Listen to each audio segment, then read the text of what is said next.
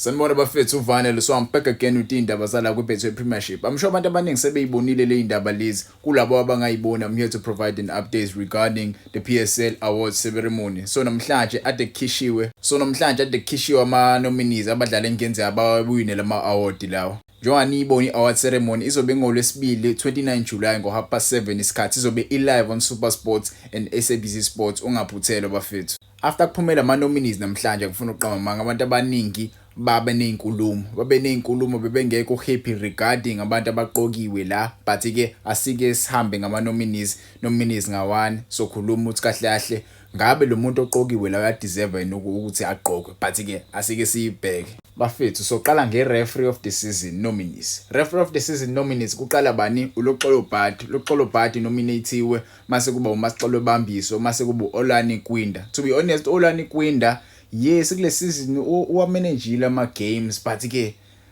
orefila aba-2 esibona kahle ongenza abawini. uMasixolo Bambiso ube noLuxolo Bhadi. I don't think uLuxolo Bhadi ube nawo ama games that challenging awamanagile, but nayo ungambeka as a referee of the season. Mase sibona uMasixolo Bambiso. I think uMasixolo Bambiso has a fair chance of winning this category. I don't know, but ngezwe ngama comments mhlawumbe bangasho ukuthi bakhona orefa abarojiwe la bekumele baqokwe, but ke ngeza ngama comments. For me, I see uMasixolo Bambiso eyithola le award le. Mase siya ko assistant referees bafethu lana ku announce bani uGara Mokoena, uRomaro Phiri, mase kuba uKhamusi Razwi Masani. Yabo angikwazi ukupronounce igama lakhe, but ke I'm not familiar with the assistant referees, yabo, so I won't speculate ukuthi bawedeservayo kulabo referee. Mase siya le ku Diski Challenge. Ku DStv Diski Challenge Player of the Season. Ama nominees ke laba bafethu wabona. Umdlalo odlala eswini labafethu uHomolemo Kekana odlalela iMamelodi Sundowns, mase kuba uNtande Nkosi right now odlalela iTS Galaxy, main team yeTS Galaxy. Mase kuba uTylon Smith oya le England umchidi uyodlala Queen's Park Rangers Rose ngikhohle igama laleya club, but uye England umfana, but ke iwona abanominatiwe la, ibona abanominatiwe. Mina ngokwami bengayinikeza uNtande Nkosi. I don't know why Kaizer Chiefs umshide ngampromoter ngayodlalela first team, but ke ngezwe ngawo kuma comments now Tylon Smith uyayideserve mfethu. The boy did well lapha kwi Diski Challenge, even though they didn't win the title. iKaizer Chiefs ekwazile ukuyiwina. uTylon Smith uhambile o represent iSouth Africa ku under 20 AFCON, lapho khona beyiwinile futhi iAFCON. So ngasho nathi uyayideserve uTylon Smith, but ke le category le i-based ku DStv Diski Challenge, not kumanye ama competitions. So uNtande Nkosi really deserves this award.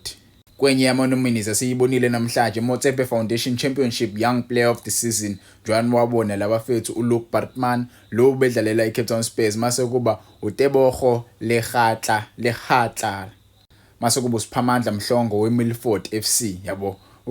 Umchido weKaizer Stars angimazi, umchido weMilford sengiyezwa ngaye, but ke uLuke Bartman uyena mdlali ongqamelayo la. umchida impela unepotential eningi ukuthi awudlalela ama team amakhulu la kuBetway Premiership, njengoba vele ebe linked neKaizer Chiefs. Asazi ukuthi indaba yakhe neKaizer Chiefs izogcina ipheleliphi, but ke I see the boy playing for i-team enkulu kuBetway Premiership kule season ezoqala. So le award le ngempela umchido uyayideserve, even though i-team yakhe ingasurvivanga kwe-NFD.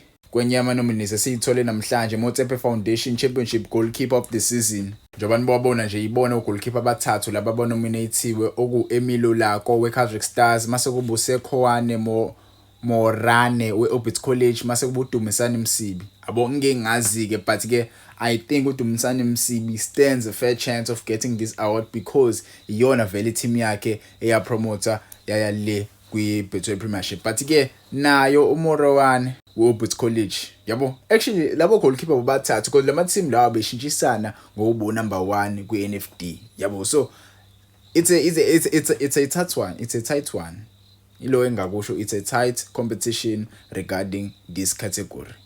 sisa ku-NFT kwi-Motsepe Foundation size player of the season yabo njengoba nibona nje labafethu abadlali abathathu aba-announce-iwe Muzomuhle Khanyi we-Hungry Lions osesayinwe i-Stellenbosch FC mase kuba uJocelyn Kamatuka osayinwe i-Durban City umjida we-Durban City actually mase kuba uBanele Hlopho odlalela i-JDR Stars yabo. So kulabadlali labo bathathu for me I think uMuzomuhle Khanyi stands a fair chance of winning this award. No Jocelyn Kamatuka, it's a name that I've heard kaningi. Abo le igama lela ngiqala ukulizwa hleze ngilizwa leli gama leli umjida lo uyadlala ngempela bafethu. So I see the boy getting le award le. Muzomuhle Khanyi benawo Jocelyn Kamatuka. Banele Hlophe naye now stand a fair chance but ke Jocelyn Kamatuka I think yena yabo uzoba nayo leyo edge over these other two players but ke le award le I think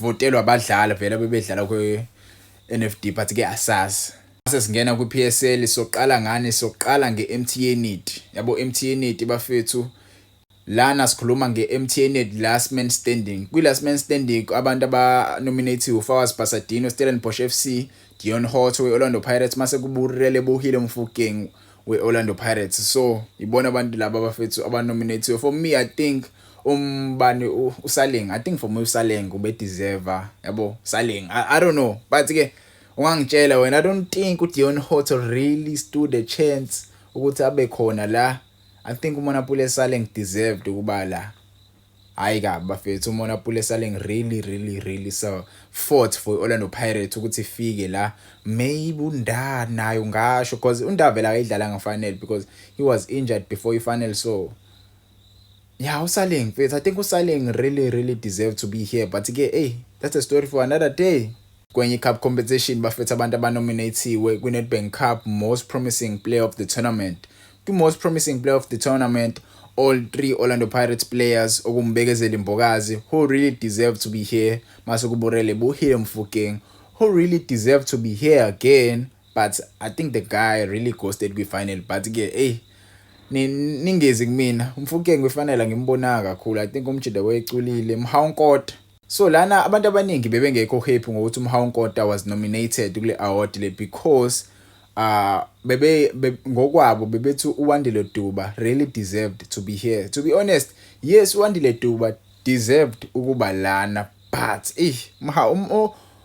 uWandile Duba akabanga naye impact ngaleyo ndlela yabo mase ucheck vele iKaizer Chiefs indlela ifike ngakhona kwifinal yeah there were controversies regarding ukuthi bafike kwifinal but I don't think abadlali babo bebenayo impact ngaleyo ndlela ukuthi baze babe nominated kule category le yabo some may argue ngoNkota no Wandile Duba but I don't think uWandile Duba had that much of impact yes he scored a goal against Mamelodi Sundowns which secured them a win over Mamelodi Sundowns but I don't think the boy had the impact odlula uMhaonkota even though uMhaonkota didn't score or didn't assist kwi-Nedbank Cup yakule season esiphuma kuyona but ke wangikela ama comments did Mhaonkota deserve to be here or uWandile Duba really deserved to be here. Mind you, this is a promising player of the tournament, the most promising player, not the best player of the tournament. No, the promising, actually the youngsters.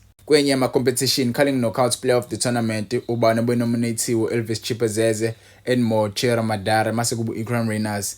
Yeah, the award it's between Chipezeze and Ikram Reyners, but I see Chipezeze winning this award. Ngangitshela ma comments. Mase siza kwi-Nedbank Cup player of the tournament ama nominees lawa aqokiwe Inacio Miguel weKaizer Chiefs, Pule Modi weKaizer Chiefs, mase kubu Gaston Sirino weKaizer Chiefs. I see Pule Modi winning this award. Pule Modi Buffett was very influential for iKaizer Chiefs kule competition le. Mase siza kwi-Betway Premiership goalkeeper of the season. Goalkeeper of the season Sipho Chain, Elvis Chipezeze no Ronwen Williams. It's a difficult one but I see Elvis Chipezeze winning this award. I don't wanna point out the obvious, but I see Elvis Chipezeze winning it. Ronwen Williams unayo chance because by winning the Betway Premiership, but I see Elvis Chipezeze winning the award. Mase siza kwi-Betway Premiership defender of the season ama nominees la uGrant Kekana, uThabo Moleisane, uNkosinathi Sibisi. I think uNkosinathi Sibisi deserves the award.